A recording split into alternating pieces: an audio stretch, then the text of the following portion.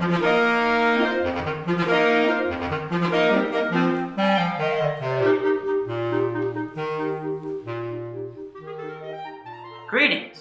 My name is Keith Northover, and I am the auxiliary specialist of the Novacane Clarinet Quartet.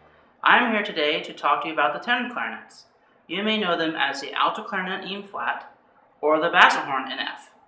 They are just like any normal clarinet, yet slightly larger. They help fill in the gap between the soprano and bass clarinets. First, we'll talk about the alto clarinet. Any negative stereotypes about the alto clarinet that you have heard can be deposited in the circular file cabinet next to the door. With a good instrument and good player, it can be just as virtuosic as any other clarinet. First, some facts. It's an E flat, one octave below the E flat soprano clarinet and a fifth below the B flat clarinet. Its range is from written low E flat or concert G flat in the bass clef and goes up to high G, written, or concert B flat above the treble clef. It is a very unique and interesting instrument and has had a wide history. Berlioz is even credited with describing it as beautiful. Its upper range is sweet, while its low range is just as reedy as the bass clarinet. Although it has had limited exposure in orchestra, it has some prominence in the early decades of the band and clarinet choir movements. An example of utilizing the alto clarinet is in Dahl's Sinfonietta, where in the second movement the band stops for an alto clarinet cadenza reprising the melody of the entire movement.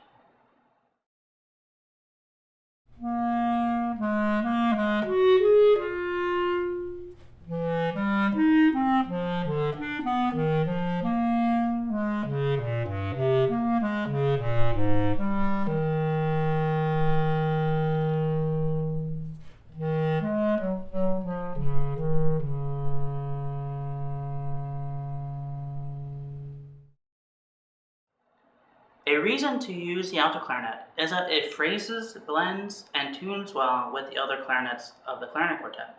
Just as the viola adds depth and balance to the string quartet, the alto clarinet, or as I like to say, the tenor clarinet, does the same for clarinet quartets.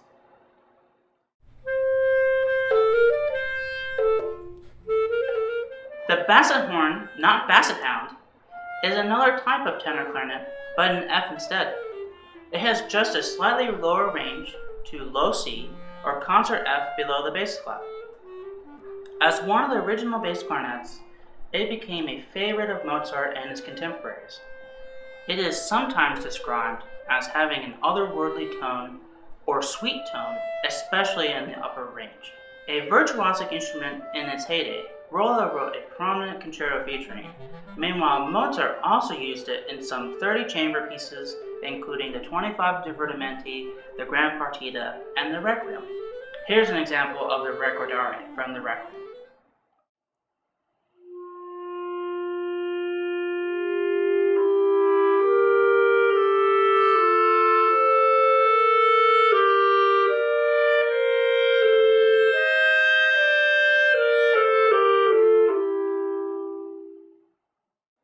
Here is an example of the introitus of the Requiem.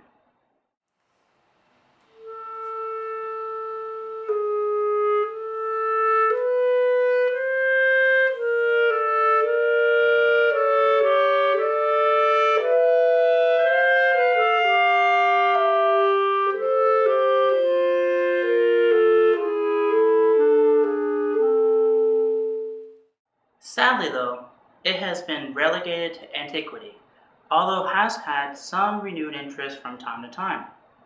Composers like Strauss and Mendelssohn were ones to reutilize it. Mendelssohn in his concert pieces pairs it well with the normal B-flat clarinet.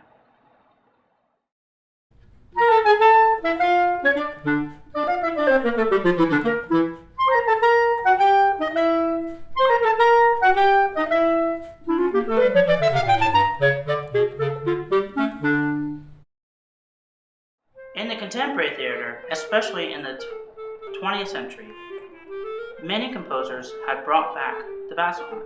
Stockhausen has composed many works utilizing the Bassett horn, but it takes a special and dedicated virtuosity to perform them. Throughout history, these tenor clarinets have had a unique and spontaneous searching from time to time. In other words, a drawback for writing for these instruments is that few performers will own them, which means that there exists not as many works calling for them. I, in fact, own both, so I like to use them. I encourage a rejuvenation of interest and call for numerous compositions and arrangements utilizing them. Happy composing!